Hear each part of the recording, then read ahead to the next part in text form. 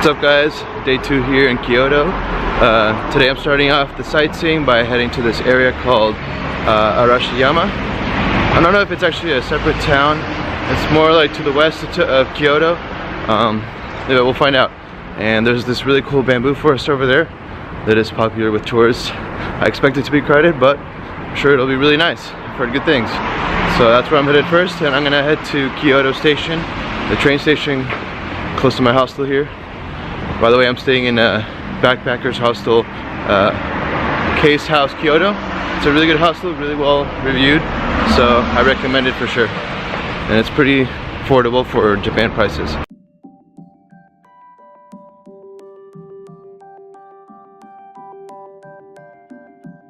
I just stopped by a Family Mart here by the train station. It's kind of like 7-Eleven to get some food for when I get hungry later, so I don't get into the same situation as yesterday when I started getting really hungry in a touristy area and everything's expensive. So it's just thinking ahead.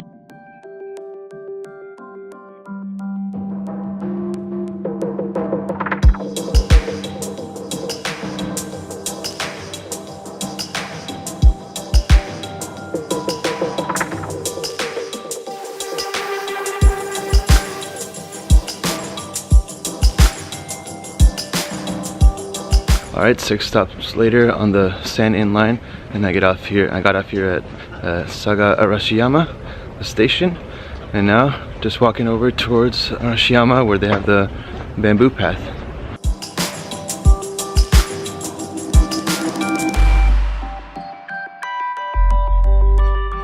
Here we go, I think I found it.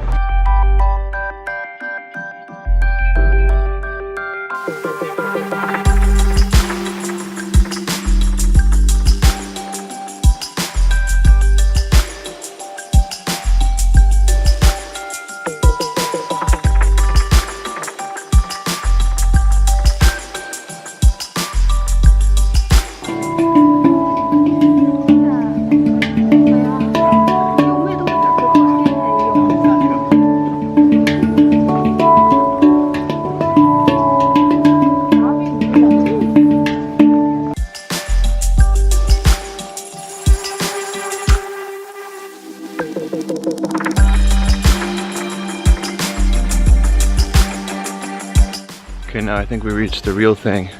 Now this is really impressive.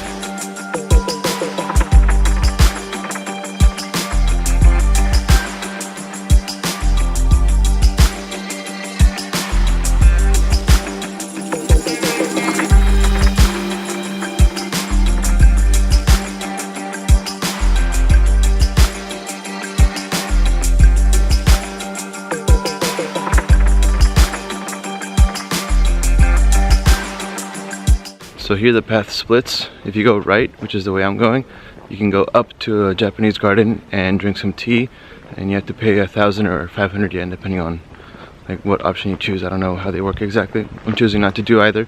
I'm just going right, but along the other path, the lower path, and see where it takes me.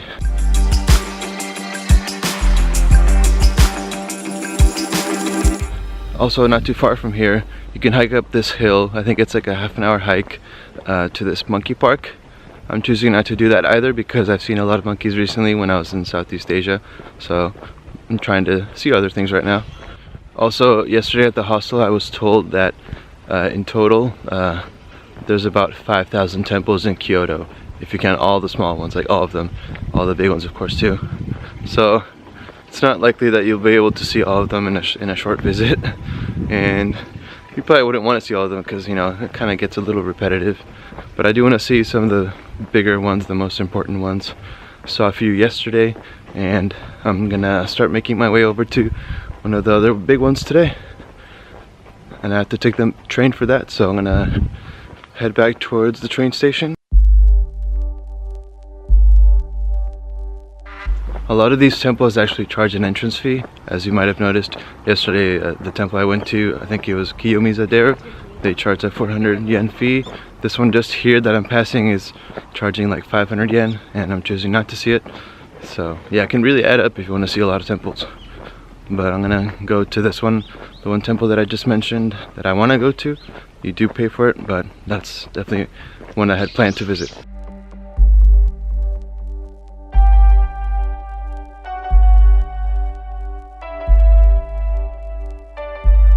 while I walk back to the train station, I want to talk a little bit about traveling on a budget in a country like Japan, which, as I've already mentioned many times, it's not cheap here at all. The hostels are at least twice, sometimes 3 times as much as expensive as some of the hostels I've stayed in Southeast Asia. The food is expensive in restaurants, so you have to make more sacrifices if you want to travel here on a budget. You can't always be going out, you know, at night and going out to eat for every meal. You have to either buy groceries or go to places like 7-Eleven and Family Marts to get cheaper meals. So you can do those things, you just have to do them more sparingly, and you have to choose which big expenses you're gonna make each day. You can't really do all of them unless you have more money to spend. So it's just more about making more sacrifices so you can experience it and keep traveling longer.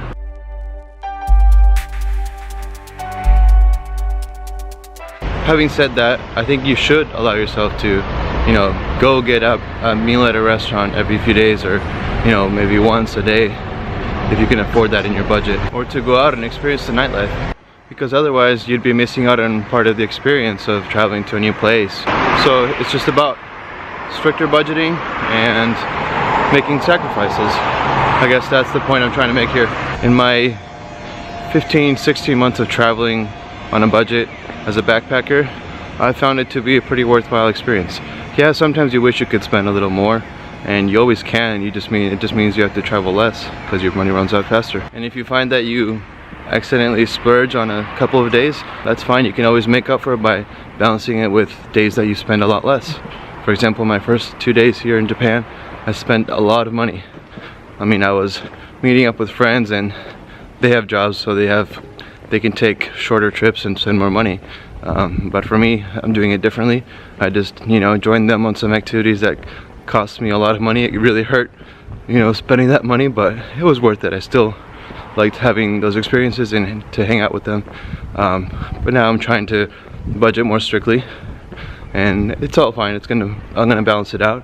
And once I get to Southeast Asia, it's gonna be a lot easier to stay close to my budget. Alright, back at the train station, the Saga Arashiyama, and now we're gonna head off to the big temple I want to check out now.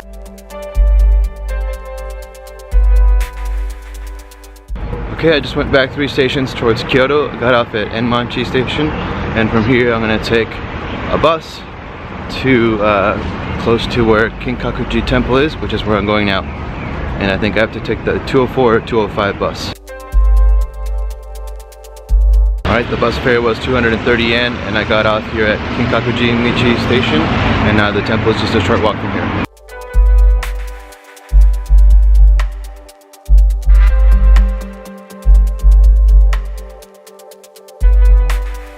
It looks like a pretty big temple ground, so let's get going, let's get exploring.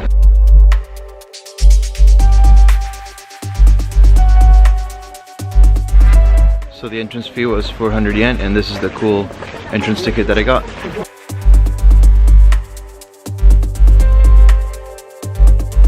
It's the Golden Pagoda. What a cool sight.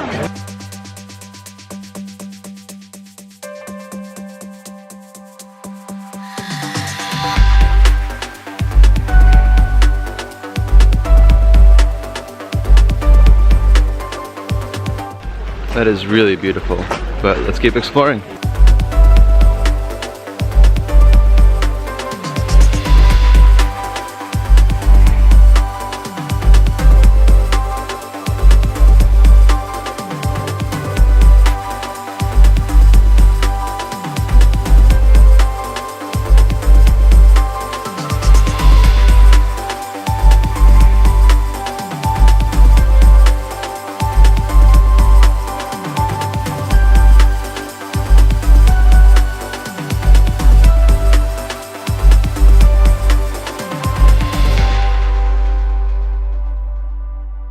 Alright, after passing on it the first several chances I had, I finally decided to get my fortune. Let's see what it says. A written oracle, Omikuji. That's what that says in hiragana. The storm has died down all too soon, and we can hear a nightingale singing merrily on the edge of the eaves. My fortune is fairly good. Every trouble is gone, Keep your style and be patient, and your home will be full of happiness. Be faithful. Sweet. Get along with others and you'll realize your wish. Travel. The farther the better. Hey, I think I'm doing that right then. Got a few more fortunes here. Some interesting ones here. Okay, that concludes the tour of the Kinkakuji Temple. I really like that one. Really pretty, especially the pagoda and the pond. All the little trees, how they're all nice and trimmed. I like this one a lot. And I have a fairly good fortune, so something good came out of this. I'm gonna start making my way back to the hostel, and I wanna do some work. I got some vlogs to catch up on. Got one more full day here in Kyoto, and the next day I'm just gonna take a short train ride to Osaka because it's very close. So I got plenty of time to do a couple more things I wanna do here. For now, it's time to do some editing. So one more thing about the Kinkakuji Temple. So Kinkaku, which is the Golden Pavilion we saw, is apparently a Shariden, whatever that means, a Buddhist hall containing relics of Buddha. So I guess Kinkakuji means Golden Pavilion, so Kinkakuji Temple is the Temple of the Golden Pavilion. And the garden and the buildings centered on the Golden Pavilion were said to represent the pure land of Buddha in this world. Wow, that was a super close call. I almost lost the polarizing filter that I have on my lens.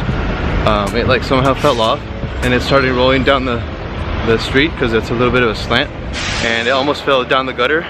But luckily, since it uses a magnet to stick onto the camera lens, it just stuck onto the metal instead of falling through. And that was after I kind of put my foot in the way to stop it from just rolling down into the street and getting smushed by cars. So that was a close one.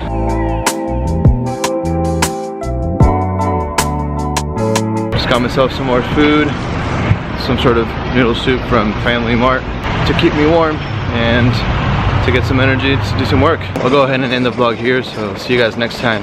Peace.